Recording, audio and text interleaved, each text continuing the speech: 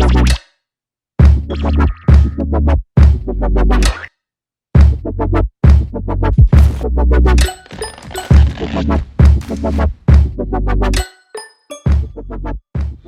guys, welcome back to another video. If you've not hit that subscribe button, hit it now, and please like the video as well, because it gives me more hits, helps the channel grow, and I can provide more content for you. This next video coming up is a video taken down from officialstrongman.com. Now, officialstrongman.com is basically a whole website dedicated to strongman, dedicated to you guys and the fans. What it is an official ranking system, so you can upload your lifts onto the website, see where you rank in the world, in your category, in your gender, in your class, and see where you are in the world right now. And it's a great way of keeping a good grip of where you are in the world right now in terms of strength in the strongman. Now, we are doing a pound for pound world's strongest man. So if you click on the website, we should have a system in place by now where basically you upload two lifts, and those two lifts are a max deadlift and a max overhead. Overhead could be a log, an axle, or a barbell, from the floor to overhead. We add those two up, we put a special formula to it, and we can work out from that who we think is the pound for pound world's strongest athlete. So head over to the site, check that out, but we've also got hours and hours, and if not hundreds of hours of archive of training from athletes, world's strongest man athletes like myself back in the day when I was competing. We have all the world's strongest athletes, so we've got like the world's strongest man under 105, world's strongest woman under 64. We have a whole variety of different archive in there. It's kind of like a Netflix for strongman, so it's like a Strongflix site. Okay, so it's £8 a month or $10 a month. You can opt out at any point. So sign up, have a look round, check out all the archive, check all out the exclusive video footage that nobody has ever seen before, and I hope you enjoy the site. This next video is me going to Loughborough University for a day to test my body. And one of the most interesting things was they put me in an apparatus where I could pull as hard as I could through the floor and see how much force I can generate. Now, we all know that I deadlifted 500 kilo back in 2016, but what was my body capable of? You know, a year later, I won the world's strongest man. Was I stronger, was I weaker? We don't know. But this test gave us some good idea of what kind of force I could put through the ground and what I may have been capable of pulling from the floor. So check out the video, guys. Hope you enjoy it. Don't forget to like and subscribe. Big love the beast. See you later. Morning, guys. Today we're at Loughborough University. I've been asked to come along and do some testing. Now, they want to find out how my muscles and tendons react under strain, and also how fast they can react as well. So they've got a number of tests for me to do. I think they've got a jump test for me to examine my explosiveness. They've got a pressure plate built into the floor with what they call a hip thrust, how much weight I can generate through the ground, basically how much power.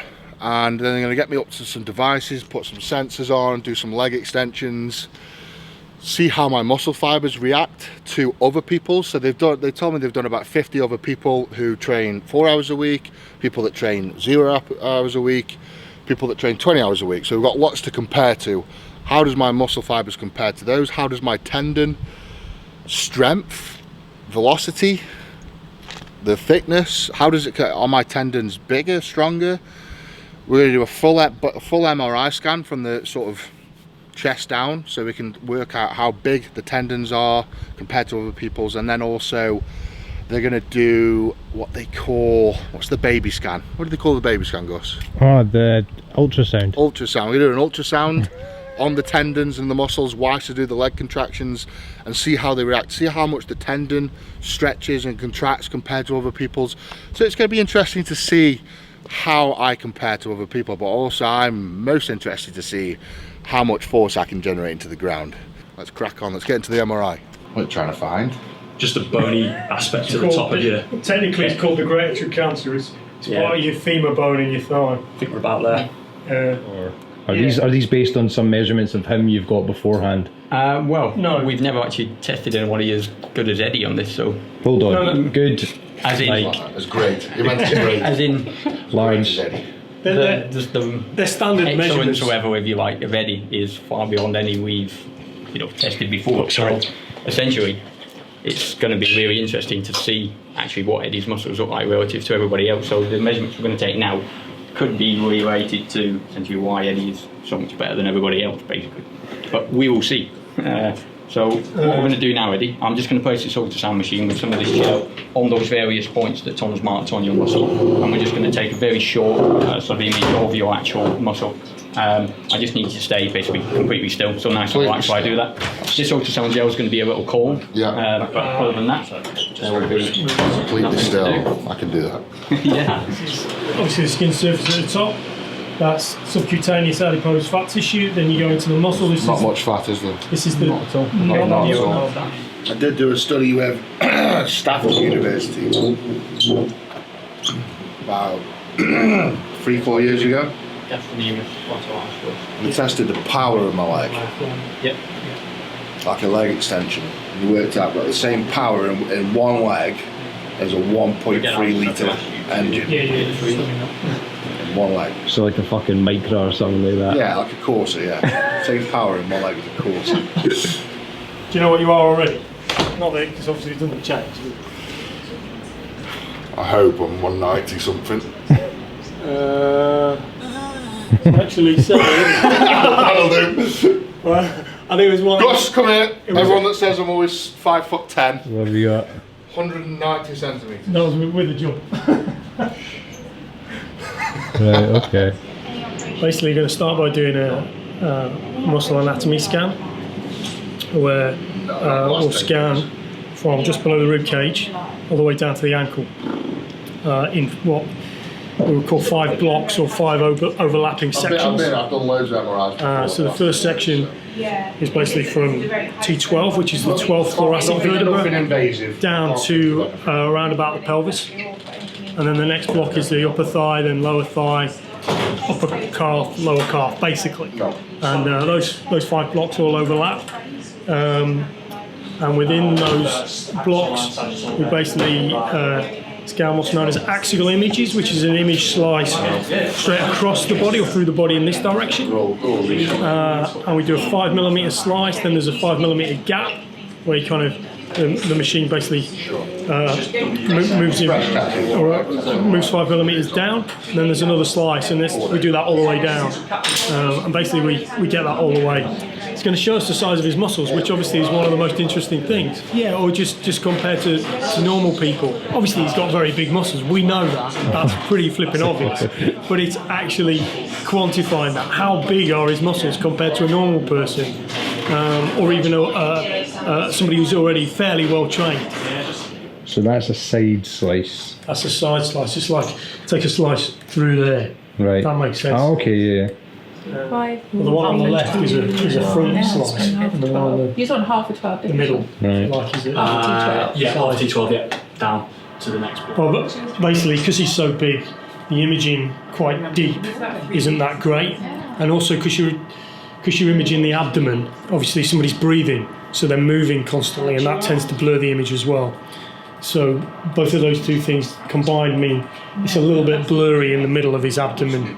So looking at some of the deep muscles that flex the hip, there's one in particular called the iliopsoas.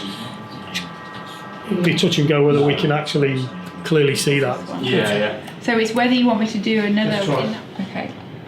See if he's It's happy. difficult to Are know. you happy if we just do another set of pictures in that area? In that position? Okay, thank you. This one will be about another 5 minutes. Bigger psoas muscles than our case study had.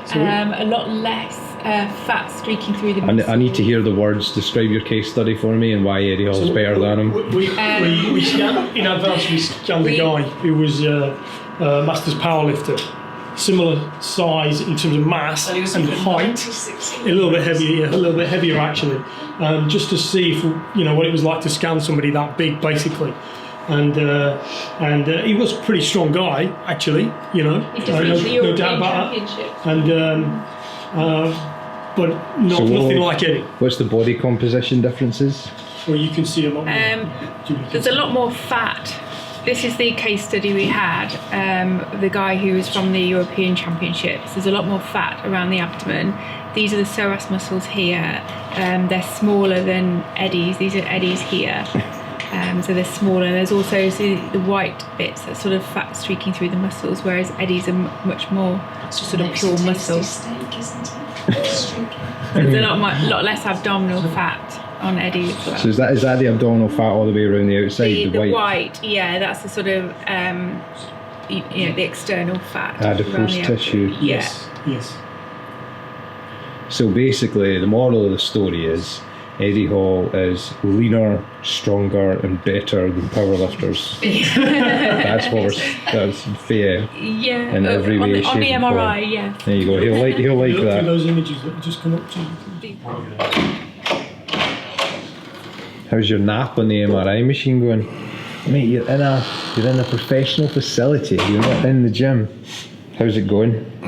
Going well, mate. It's lovely. It's actually quite tranquil. Got some nice classical music on. I'm looking at scenes of beaches and mountains. Oh, have they got like a TV kind of screen in there? Ceiling, yeah. Oh, okay. Yeah, it's really good. So it's really nice. Give me time to think. It's quite rare. Sweet. You got some nice pictures of my balls and stuff, have you? Nice pictures of your wee belly. I must say it is cold in there. Oh, fucking hell. There's got to be hairs on that. Yeah, that would be, yeah. Fucking G, fuck off.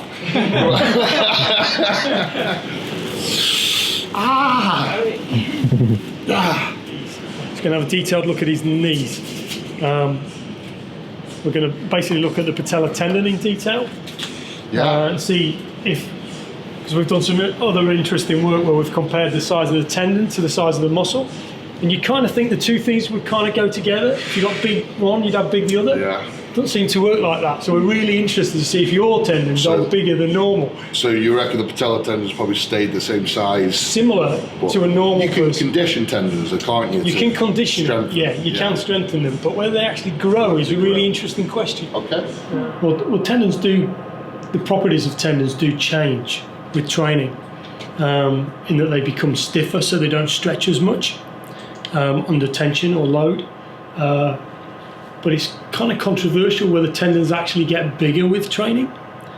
We've done some work which suggests they don't really, even in people who've done an average 4 years of pretty continuous heavy strength training, which is pretty interesting. And that's one of the things we're really interested to look at Eddie's tendons, see if his tendons are bigger than the average, or how they compare to average tendons. So it's really quite small compared to this quadriceps, which on Eddie is absolutely huge. So you've got quadriceps, which is this big, and it goes, all that force from the quadriceps goes down, ultimately it goes through the patella tendon underneath your patella.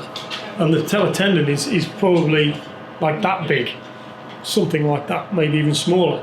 So it's, the tendon is a very, very strong structure to be able to take that load, but obviously sometimes that can produce problems and injury. Right thigh. I know this one. This is the femur. That's the femur bone in the middle of that's your thigh bone. Yep. So all of this is quadriceps muscle. This is actually the rectus femoris. This is the vastus lateralis. The vastus medius is in there with just this bit in here, and this is the vastus intermedius. So there are 4 parts quadriceps. At the back here we've got, this is hamstrings, and this is the adductors, which is kind of your groin muscles. Could we do a selfie with you? Yeah, sure. No. Hey, handsome. Hello. Good job. Excellent. Another one. Top. Thank you. There we go. Thank you so You much. hear that, Eddie? Fun exercise stuff.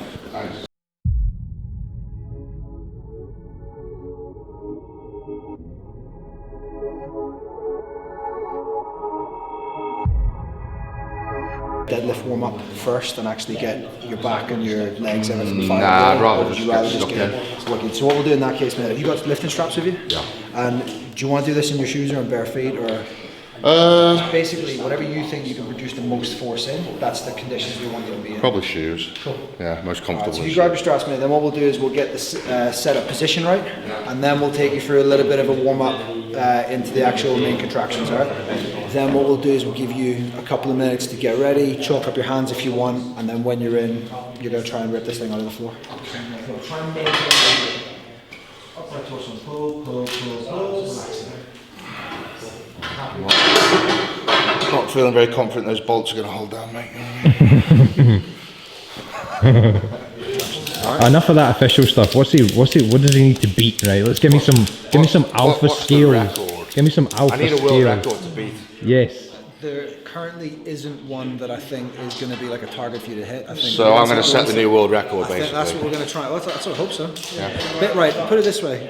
Each force plate has a capacity of about 1,000 kilos. Right, okay, so there's plenty to go If at. you can get above that total capacity of around 2,000 kilos, that would be pretty ridiculous. Yeah. So there's your goal, right? Well, I don't think I would create much more than 500. I put it to you to put 500 kilos on a rack and just lift 500 kilos an inch and see if your arms don't fucking come off. I'll go at that. You ready? Whenever you're ready. So how long am I holding this? Just about 3 seconds. Now I'll count you just for a 3 second hold, okay? Whenever you're ready to start yourself.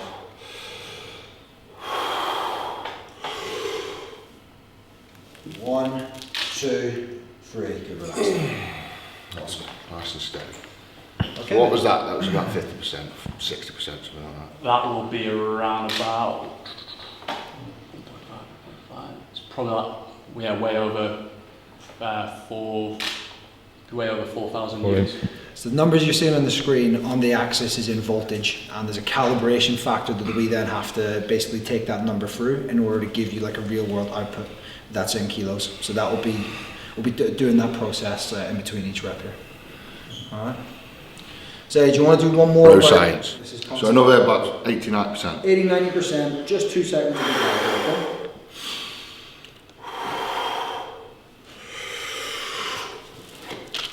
1, 2. Relax that. Awesome.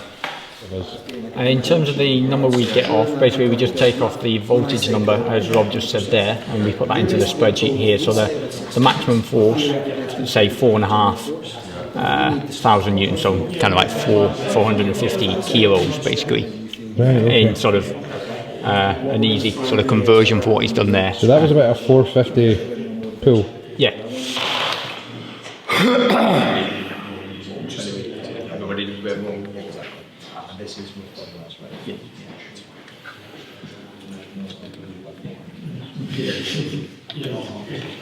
So once you get strapped in, you just give us the nod, I'll start that countdown, right?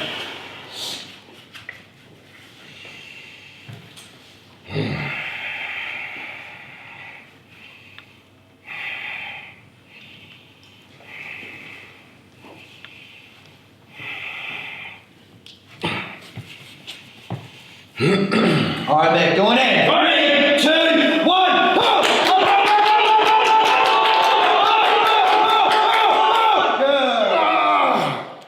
Whoa, Jesus Christ. That's 7,483 newtons. That's about 750 kilos. Yeah.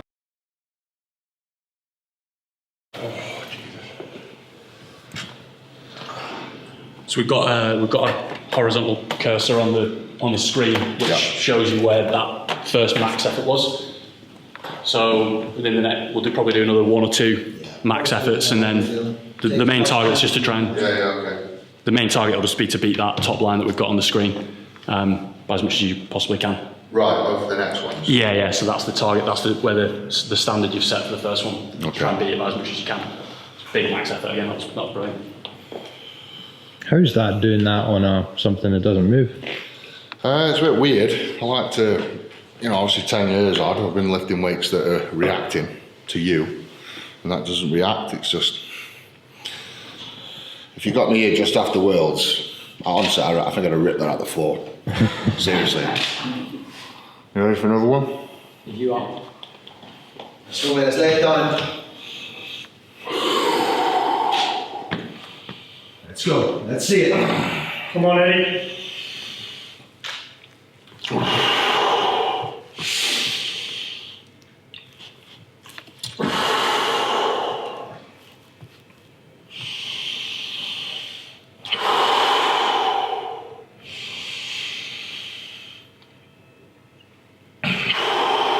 Going in. 3, 2, 1, 2, let's go!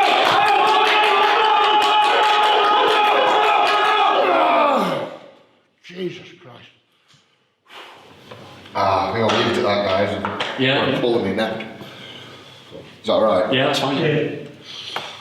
We've got lunch. Should be ready like any minute. I can just signal on to bring it. Yeah, please, that'd be good. Yeah, I did it on the first pull, it's got a massive pull in my neck here. And the second pull, it just opened up a bit more. It's not worth risking it, mate. At the petting zoo. This is where the beast has to eat his food. You disturb the beast when he's eating. You get your fucking hands chewed off.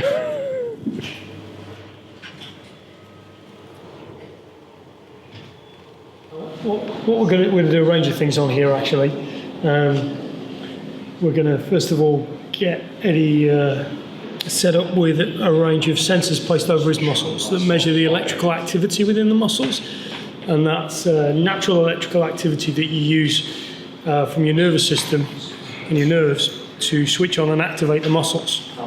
And we're just going to get that set up first of all, then we'll get Eddie to do a series of contractions while he's strapped in, and we can measure the force. He won't be able to move, so it's static isometric, and we'll get him to do some maximum contractions where he basically tries to extend the knee as hard as he can. We can measure basically how strong he is in that particular exercise, whilst also recording the electrical activity within his muscles. Then we'll get him also to do some explosive contractions, some short, fast contractions, trying to increase force as quickly as possible. Start from rest and then increase force fast as you can. See how explosive he is. Then we're going to do some other some maximum easier contractions, just to give us a bit more data about the way he activates his muscles. And then the last thing we'll do with each leg in this apparatus is we're going to use the ultrasound imaging to look at how his muscles and tendons change when he basically contracts his muscles. So when you contract your muscles, you put force through the tendons, and we'll get him to contract gradually. And what happens is you contract gradually more and more and more and more and more. Basically, apply more and more and more force through the tendon, so the tendon stretches. Starts off a certain length when you're resting, and then it gradually stretches. You put more and more and more force through it. By measuring the amount of force and measuring the stretch of the tendon, we can actually measure the properties of the tendon, basically how stiff it is. That second crack, please. Thankfully, it's not been on that. We just want you to push up to what feels like about 90%. It's probably a good time now just to get the hands hooked underneath the bars there. Just get a feel what that's like. Does everything else feel comfortable? That's what's so fucking chewing them under there. Oh, it's just tape. It's just tape. Yeah. Okay. So you feel ready for this one? I'm going to count you in 3, 2, 1. Push out to 90%. Keep pushing. Keep pushing. Keep pushing. And relax. That's great effort. Big effort. As hard as you can. Push as hard as you can. In 3, 2, 1. Push. Come on, Eddie. Hard as you can. Come on. Keep pushing up. Keep pushing. Keep pushing. Keep pushing. Keep going. Keep pushing. Keep going. And relax. Great work. Jesus Christ. Great work. Big effort in 3, 2, 1. Push. Come on. Let's go, Eddie. Keep pushing. Come on. Keep pushing. I'm like, nice. Got it right at the end there. Fucking hell. So that's just short of 1,200 newtons, so kind of like 120 kilos. On one leg. One way, just. So what we'll do is we're going to take the sensors off the front of your leg. The ones on the back will stay on. Yep. We'll unstrap you, and Gary will take a couple of minutes just setting things up, and then we'll move on to the last bit of the knee extension stuff. So these straps just need to be tight enough to hold this in position, so they shouldn't be. So that way around, so push. Keep pushing. That's it, nice and steady. Pushing, keep going, stay nice and tight line, keep it going, keep it going, keep it going, and relax. That's great job. That's pretty good, to be fair, for a first effort. Is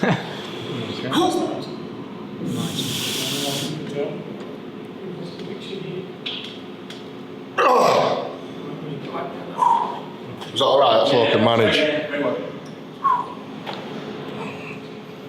Everybody happy, ready to go again? Yeah.